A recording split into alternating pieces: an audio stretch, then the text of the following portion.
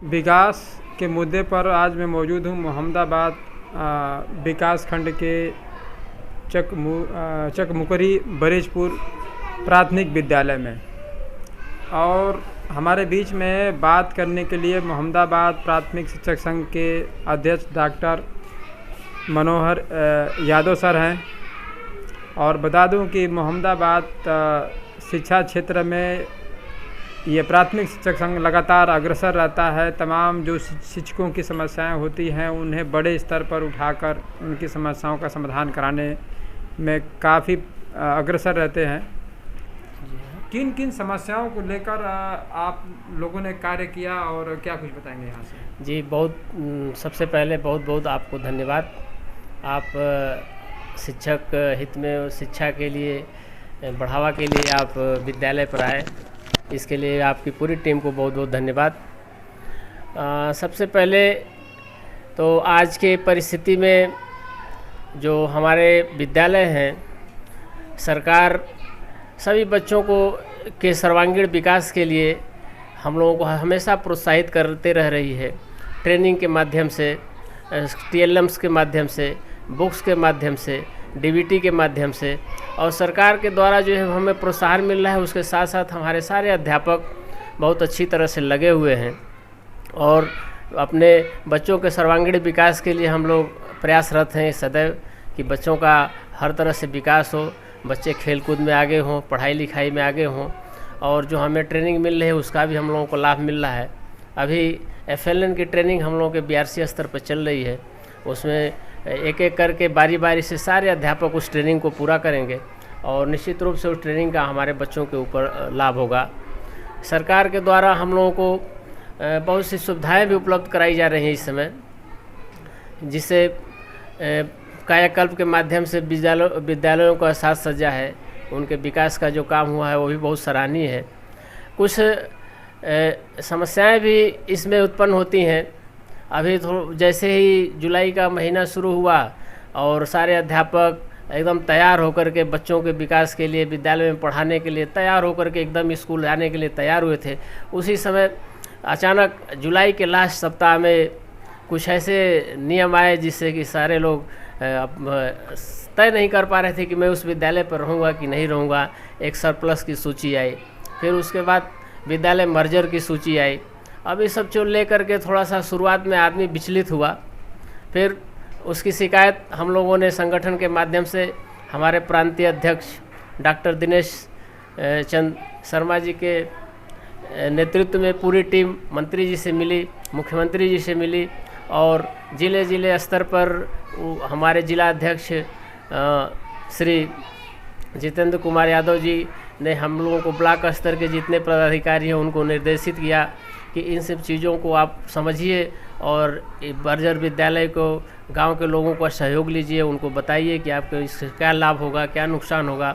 और ये सब बहुत थोड़ा उथल पुथल शुरुआत में हुआ, उसको हम लोगों ने मिलजुल करके धरना प्रदर्शन के माध्यम से, बातचीत के माध्यम से उसको हम लोगों ने लगभग हल कर लिया। जहां अति आवश्यक था कि नहीं विद्यालय मर्जर हो जाएंगे तो उसका नुकसान नहीं है, तो उसमें हम लोगों ने सहमति भी दिया कि हाँ एक आध दो विद्यालय हैं जो मर्जर हो जाएंगे तो उससे कोई नुकसान नहीं है, तो वो मर्जर भी हुए। लेकिन उसके बाद भी जो विद्यालय इस समय बंद है, अगर वो गांव के प्रधान या अभिभावक या बच्चों को अगर कहीं से लगता है कि समस्या है इस विद्यालय के बंद होने से, तो वो भी विद्यालय अभी प्रक्रिया में है। सरकार के तरफ से यह एक निर्देश दिया गया है कि आप चाहें अगर समस्या है तो फिर से विद्यालय को खोल सकते हैं।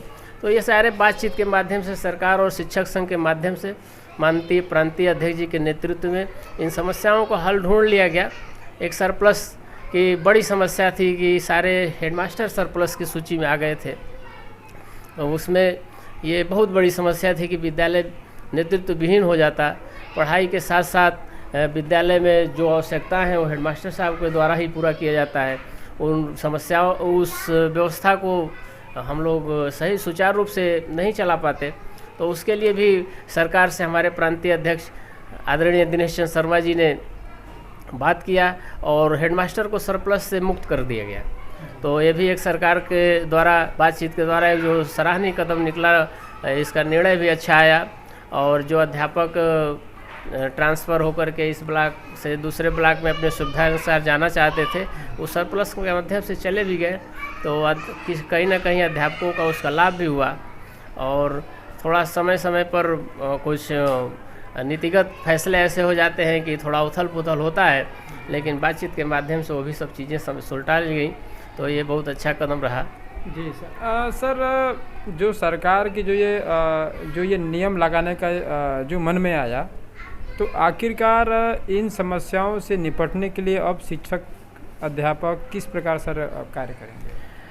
सबसे पहले तो मैं आपको बता दूं कि हमारे सारे अध्यापक बच्चों के साथ लगे हुए हैं कि इनका अच्छे से अच्छे तरह से विकास हो, जिसलिए हमें इन बच्चों के साथ हम लोगों को रोजी रोटी मिल रहा है इनके माध्यम से, या सरकार के सेवा करने का अवसर मिला है समाज को। तो सारे अध्यापक हमारे मिल करके ये बच्चों के विकास के लिए चल रहा है। कहीं कहीं थोड़ा सा समस्याएं जो आ रही हैं उसको दूसरा कोई रास्ता नहीं है, हम लोग बस हमारे प्रांतीय अध्यक्ष जी हमेशा कहते हैं कि उस रास्ते को बातचीत के द्वारा हम लोग हल कर लिया करेंगे। तो हम लोग हर समस्या को हल करने के लिए बातचीत का रास्ता अपनाते हैं। ये सरकार के माध्यम से, हमारे अधिकारियों के माध्यम से प्रांतीय नेतृत्व जी बात करते हैं और समस्या का हल उसमें हम लोग ढूंढते हैं। अगर समस्या का वहाँ से भी हल नहीं मिलता है तो प्रांतीय अध्यक्ष जी, जिला अध्यक्ष जी के नेतृत्व में हम लोग धरना प्रदर्शन का जो एक रास्ता है उसको हम लोग अपनी बात को रखने के लिए शांतिपूर्ण ढंग से हम लोग करते हैं और एक अच्छा निर्णय आता है। चाहे कई बार हम लोग जो है ज़िले पर, प्रदेश स्तर पर हम लोगों ने धरना प्रदर्शन दिया है। पुरानी पेंशन की समस्या रही हो उसमें भी संशोधन कुछ हुआ, या हम लोग ऑनलाइन अटेंडेंस की बात चल रही थी, उसके लिए भी हम लोगों ने लखनऊ तक धरना दिया। अभी सरप्लस के लिए और मर्जर विद्यालय के लिए हम लोग जिले स्तर पर धरना प्रदर्शन किए। हमारे प्रांतीय अध्यक्ष डॉक्टर दिनेश चंद्र शर्मा जी ने वहाँ पर प्रांतीय अध्यक्ष जी ने बातचीत जो किया उसके माध्यम से सब रास्ता बातचीत के माध्यम से ही सुगमता से निकले हैं। तो हम लोग किसी भी समस्या को बातचीत के माध्यम से ही सुलझाने का प्रयास करते हैं। जी। और सर आप इसमें तो आप बिल्कुल अग्रसर रहते ही हैं, और मैं देख रहा हूँ कि काफ़ी स्पोर्ट्स के यहाँ पर आपके खेल कूद संबंधित काफ़ी अवार्ड मिले हुए हैं। जी जी, ये तो इसकी उपलब्धि के लिए क्या बताएंगे, किस प्रकार आप अपने आप को मतलब ट्रेन करते हैं कि आपका विद्यालय? जी बिल्कुल, पढ़ाई के साथ साथ बच्चों का जहाँ सर्वांगीण विकास की बात है तो और इनके रुचि भी बच्चों का सबसे ज़्यादा खेल में होता है। अगर जिस विद्यालय में खेल कूद की व्यवस्था नहीं है शायद उनकी उपस्थिति भी कम हो जाती है। तो हम लोग ने इस चीज़ का प्रयोग किया है कि बच्चे जो है खेल कूद में ज़्यादा रुचि लेते हैं। तो हम लोगों के विभागीय जो खेल होते हैं, एक साल भर में एक वार्षिकोत्सव की तरह से न्याय पंचायत स्तर पर, बीआरसी स्तर पर, जिले स्तर पर, मंडल स्तर पर, स्टेट स्तर पर एक शेड्यूल बनता है, उसके हिसाब से खेल होता है। तो जो उसमें खेल निर्धारित है, हम लोगों ने सोचा कि बच्चों को उस खेल के माध्यम से दूर दूर तक एक टूर भी करा देंगे हम। तो हम लोगों ने ब्लॉक स्तर से शुरू किया। शुरुआत तो बड़ा संघर्षमय रहा, कई बार हम लोग मैच हारे, लगता था कि कैसे आगे बढ़ा जाएगा, लेकिन धीरे धीरे बच्चों ने प्रयास किया और हम लोगों का भी प्रयास बच्चों के साथ रहा। कुछ अगल बगल के हमारे साथी अध्यापक हैं, उनका भी सहयोग रहा और सब मिल करके हम लोगों ने एक टीम बनाया और उस टीम में लगातार हमको लग रहा है कि मैं 2016 से कार्यरत हूँ चकमुकरी बरेजपुर विद्यालय पर, और 17-18 से तो हमको लग रहा है कि लगातार ब्लॉक चैंपियन खो खो, कबड्डी, इन चीज़ों में रहे हम लोग। हमारे बच्चे जिला स्तर पर भी चैंपियन रहे, मंडल स्तर पर भी 2-2 बार खो खो में चैंपियन हमारे बालक बालिकाएँ दोनों रहे। उसके बाद हमारी बालिकाएँ कबड्डी में प्रदेश स्तर पर उन्होंने चैंपियन हमारी बच्चियां रहीं 2022 में। तो एक बड़ी उपलब्धि हमको लगता है कि इन बच्चों के माध्यम से हम लोगों को मिली, और लगातार स्नेह प्यार है बच्चों के साथ हम लोगों का बना हुआ, और कहीं उनको कोई समस्या आती है तो उसमें सहयोग करते हैं, और बच्चे भी उतना ही प्यार मोहब्बत से हम लोगों के साथ लगे रहते हैं और एक निर्देश का पालन करने के लिए हमेशा तैयार रहते हैं। सर जी आप जो कह दें वो शिरोधार्य है। तो इनका इतना बड़ा समर्पण यही है सफलता का हम लोगों के लिए कुंजी है। जी, लगातार सर निपुण भारत मिशन ये कार्यक्रम चलाए जा रहे हैं, लेकिन प्राइवेट विद्यालय भी कंपटीशन ज़्यादा बढ़ चुके हैं, जिससे क्या सरकार का जो फैसला लेने का विचार था कि जहाँ 50 अगर नहीं रह पाएंगे छात्र उसमें और 150 नहीं रह पाएंगे उसमें, तो इसमें सर परेशानियाँ फिर कहाँ सर आ रही है? कहीं ना कहीं प्राइवेट विद्यालय खोलने की वजह से वो अभिभावक प्राइवेट में जाने को ज़्यादा पसंद कर रहे हैं, या सरकारी में जैसे आप लोग इतना मतलब एक्टिव हैं, तो इस प्रकार अन्य शिक्षक भी नहीं हो पाते हैं, तो क्या कुछ मैसेज देना चाहेंगे आप? ये जहाँ तक प्राइवेट विद्यालय आज सफल होते जा रहे हैं और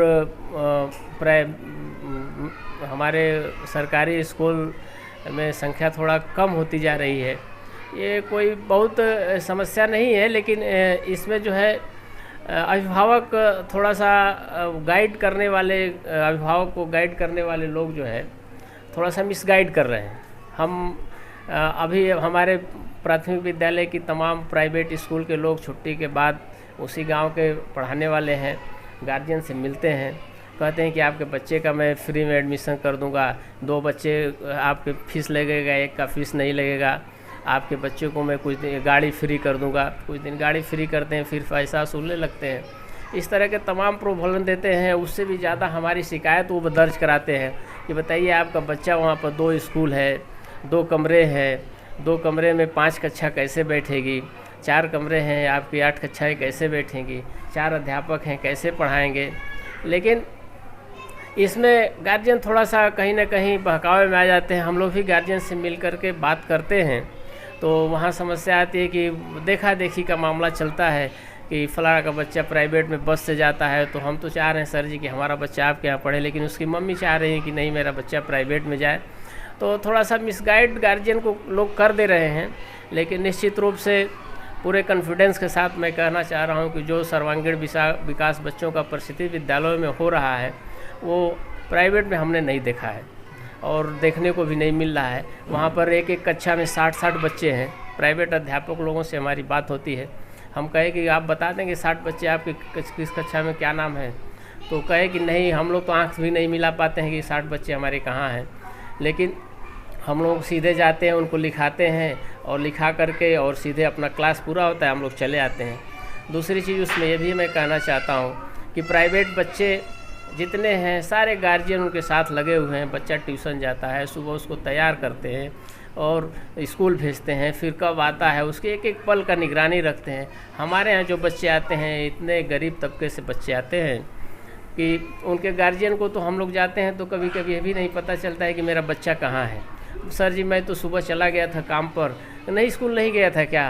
हम लोगों से ही पूछते हैं, हाँ नहीं गया था भाई कल उसको, तो कहेगी चलिए कल से उनको मैं ध्यान दूंगा कि स्कूल चले जाए। तो ये सब सारी समस्या उन गार्जियन के साथ आर्थिक स्थिति की भी समस्या है जो कि अपने बच्चों को ध्यान नहीं दे पा रहे हैं और बेहतर बेसिक शिक्षा से बेहतर कहीं पढ़ाई नहीं हो रही है। बिल्कुल, और तमाम मुद्दे हैं, लेकिन समय समय से सर से मुलाकात होती रहेगी और मोहम्मदाबाद शिक्षा क्षेत्र में जो विकास कार्य चल रहा है उसके बारे में बात होती रहेगी। कितना विद्यालयों में